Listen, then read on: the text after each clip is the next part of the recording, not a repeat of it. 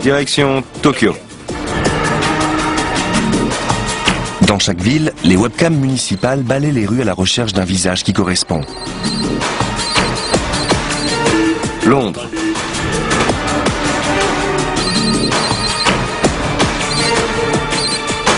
Toronto.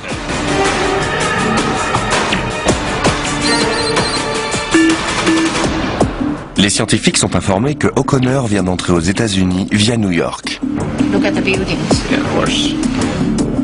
Chaque bâtiment de la ville apparaît alors en 3 dimensions, permettant une vue aérienne.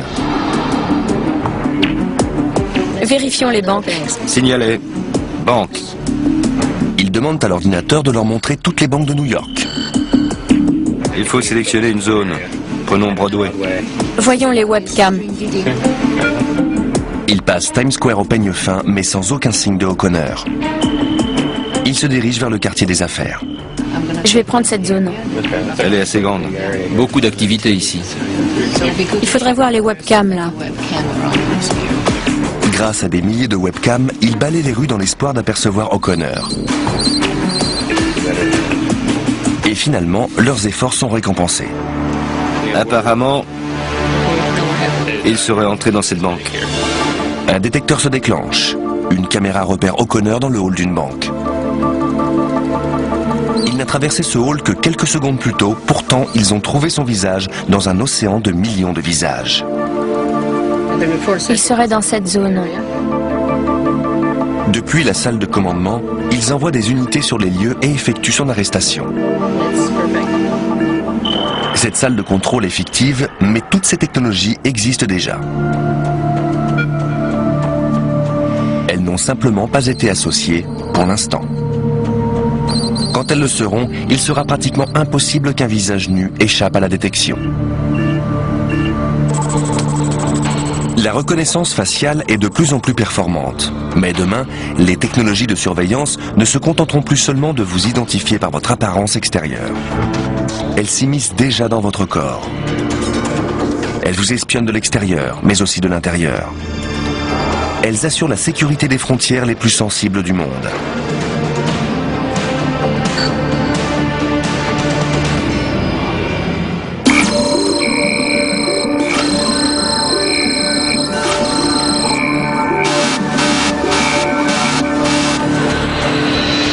Les aéroports, des carrefours où se croisent des milliards de gens et des infrastructures parmi les plus vulnérables aux attaques. La technologie de surveillance y est cruciale et quand il s'agit de contrôler des frontières, les yeux jouent un rôle essentiel. La reconnaissance de l'iris est un système biométrique qui utilise le cercle de couleur de l'œil pour identifier une personne. Les passeports traditionnels peuvent être falsifiés, mais l'iris de chaque œil, même chez les jumeaux ou chez une même personne, a son propre dessin qui ne peut pas être copié. L'iris est le seul organe interne qui soit visible de l'extérieur. Et son dessin ne change jamais. C'est donc le passeport idéal.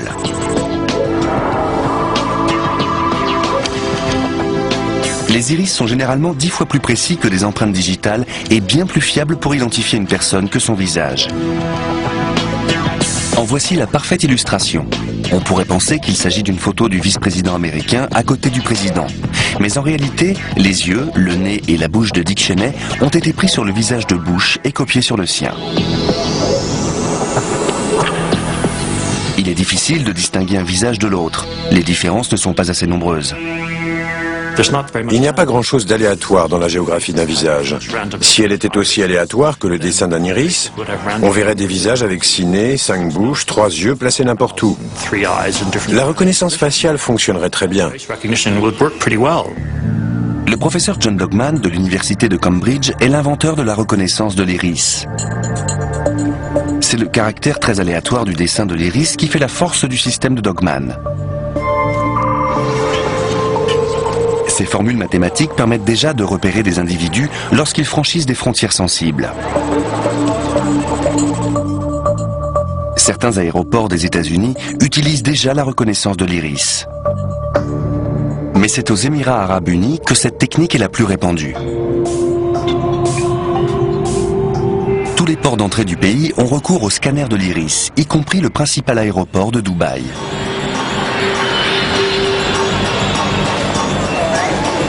Les Émirats arabes unis comptent sur cette technologie pour arrêter les personnes qui entrent illégalement dans le pays. 80% de la population des Émirats arabes unis est étrangère. Pour contrôler ce flot humain, les détenteurs de visas étrangers sont comparés à une liste noire de l'immigration sur laquelle figurent 500 000 criminels et individus en situation irrégulière.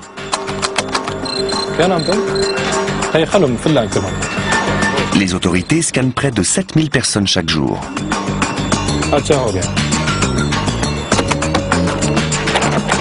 Thank you. Next.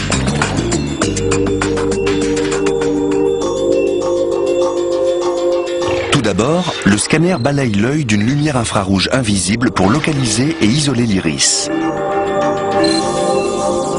Il trace ensuite point par point le dessin de l'iris et génère une équation mathématique appelée gabarit ou iris code. En une seconde, il compare ce code aux 500 000 autres codes de la base de données et cherche une correspondance. Aujourd'hui, l'inspecteur Ibriam a un problème avec un homme qui vient d'arriver d'Iran.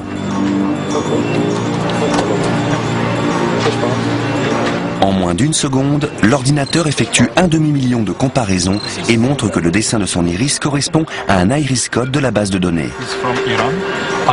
Il y a correspondance. Il ne peut plus entrer aux Émirats arabes. Il est interdit de séjour définitivement. L'homme était sur la liste noire car il avait déjà tenté d'entrer dans le pays sans visa. Cette fois, son corps l'a trahi.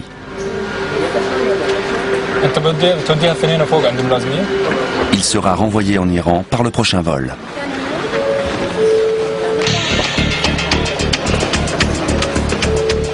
Ce système a déjà permis d'empêcher 25 000 personnes d'entrer illégalement dans le pays. Mais malgré l'efficacité de la reconnaissance de l'iris, son inventeur sait qu'il y a des dangers à utiliser le corps pour procéder à des identifications. Il y a une dimension orwellienne dans la biométrie, dans la mesure où des machines peuvent, de façon fiable et automatique, vous identifier et suivre vos mouvements en fonction de votre identité. Et naturellement, chaque pays, selon sa culture, a sa vision du degré de liberté auquel les individus ont droit. Les systèmes de reconnaissance de l'iris s'immiscent dans nos corps. Mais il existe une nouvelle technologie de surveillance qui peut nous mettre à nu, une véritable fouille virtuelle. Il s'agit de la technologie backscatter. Sur ces images, on peut voir une femme pratiquement nue, à l'exception d'une arme en plastique et d'un engin explosif caché sur son corps. Lorsque cette technologie fut brièvement utilisée à l'aéroport d'Orlando en Floride, elle souleva des inquiétudes concernant le respect de la vie privée et déclencha un tollé général dans la presse. Alors, les fabricants se sont remis au travail et cherchent un moyen de dissimuler l'anatomie. En attendant, le gouvernement a suspendu l'utilisation de cette technologie. Mais elle peut déjà faire plus que contrôler des personnes. Ce camion banalisé est en train de passer au crible un parking entier. Car la technologie backscatter permet de regarder à l'intérieur des voitures garées. Elle traverse le métal et permet de détecter des composés organiques comme ce plastique.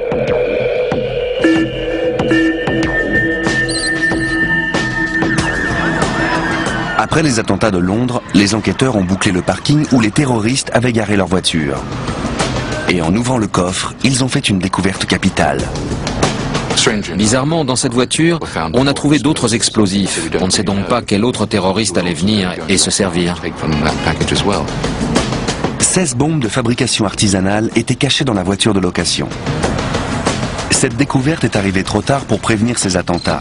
Mais si au moment où elle entrait dans le parking, la voiture avait été contrôlée par la technologie backscatter, le pire attentat de l'histoire de la Grande-Bretagne aurait peut-être pu être évité. Déployée le long des frontières, la technologie backscatter est une arme puissante dans la lutte anti-contrebande. Elle peut montrer en un instant ce qu'un douanier mettrait des heures à trouver. Contrôlé au rayon X classique, ce camion de fruits à Hong Kong ne semble rien contenir de suspect. Mais la technologie backscatter détecte de l'héroïne. Ce sont ces blocs blancs cachés sous les fruits. Bien qu'elle fonctionne comme des rayons X classiques, la technologie backscatter met au jour des choses que les rayons X ne voient pas. À la frontière guatémaltèque, un camion de bananes renferme une cargaison secrète. Des clandestins apparaissent clairement cachés sous les fruits.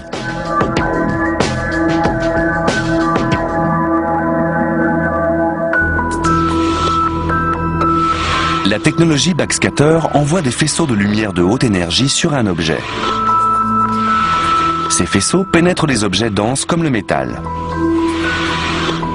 Mais ils rebondissent et sont réfléchis quand ils touchent des matières à faible densité comme des bananes ou des personnes.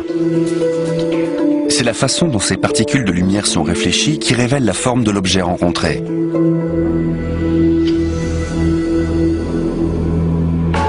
Bien que certaines nouvelles technologies puissent être invasives, elles renforcent la sécurité aux endroits où elle est le plus nécessaire. Mais il est un autre défi. Surveiller une ville tout entière. Des millions de personnes, des centaines de lieux, même la nuit, avec des technologies si performantes qu'elles pourraient bien finir par montrer ce qu'elles ne sont pas censées montrer.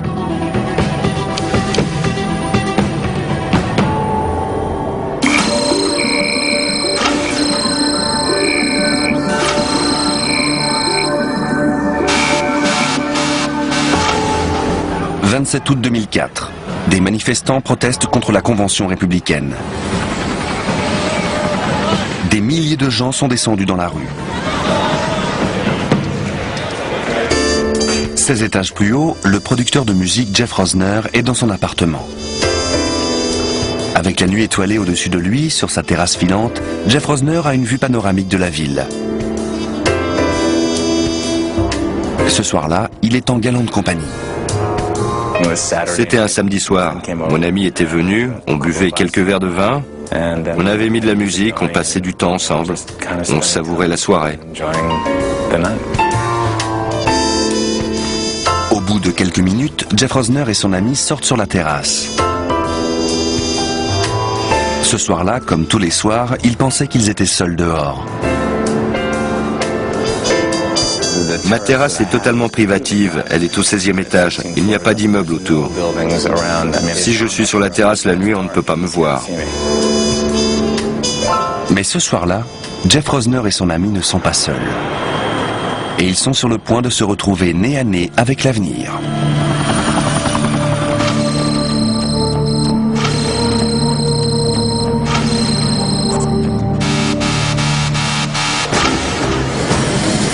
À 15 km de là, un engin unique est en cours de préparation pour une nuit de surveillance.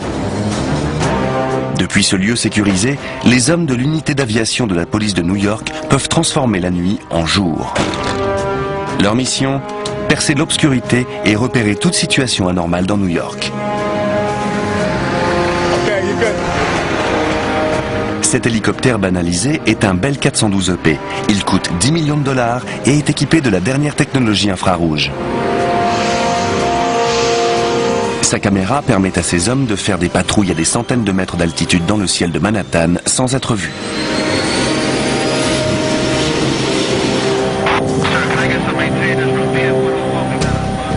L'équipe effectue plus de 9000 missions de surveillance par an.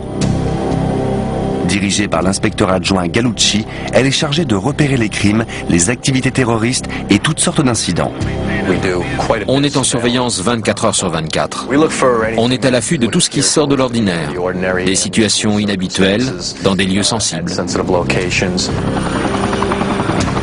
À une vitesse de plus de 240 km/h, il ne leur faudra que quelques minutes pour parcourir les 15 km qui les séparent de la ville. Ils survolent Brooklyn et suivent leur progression sur une carte en temps réel. Puis, aux abords du port de New York, ils allument la caméra infrarouge et font apparaître un monde jusque-là invisible.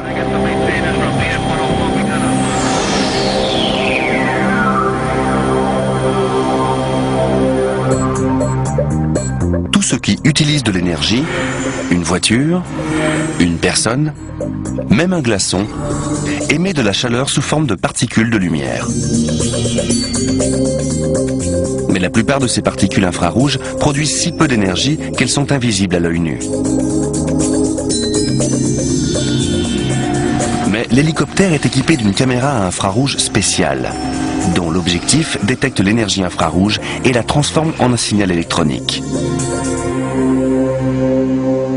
Ce signal est converti en une image thermique qui apparaît sur un écran. Personne ne doit se trouver sur Liberty Island la nuit. L'équipe balaye le bas de la statue pour vérifier qu'il n'y a bien personne ce soir.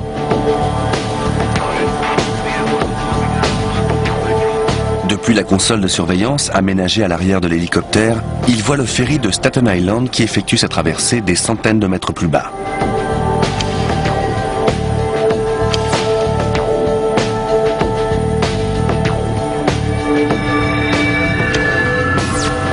Dernière étape avant Manhattan, le pont de Brooklyn.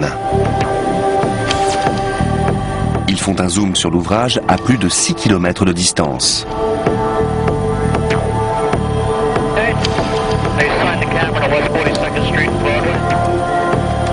L'ordinateur de bord permet à l'équipe de programmer une cible comme la zone de Times Square dans un système de guidage GPS. En quelques secondes, ils sont au-dessus de leur cible. Survoler Manhattan, on ne s'en lasse jamais. C'est magnifique. Mais on ne doit pas oublier qu'on a un objectif, qu'on ne fait pas du tourisme.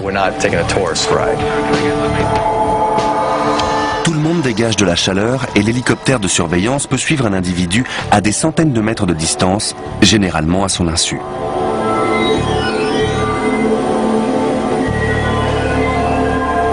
Le soir du 27 août, la manifestation continue 16 étages plus bas, sous l'appartement de Jeff Rosner.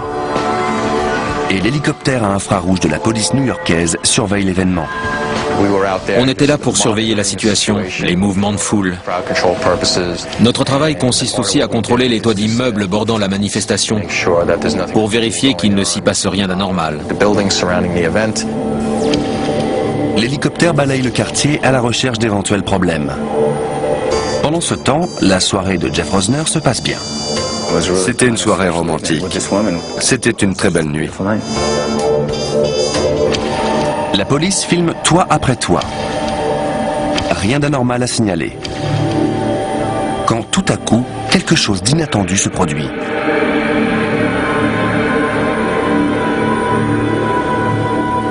Au moment où l'hélicoptère survole le toit de Jeff Rosner, sa caméra montre deux personnes qui, de toute évidence, ne s'intéressent pas à la manifestation. Mais la caméra reste sur l'immeuble et enregistre la scène pendant près de 4 minutes.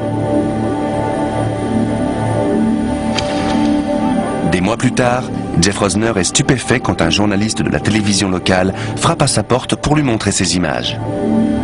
Ça m'a mis en rogne. Je me suis dit, c'est pas normal, ça va pas, ça.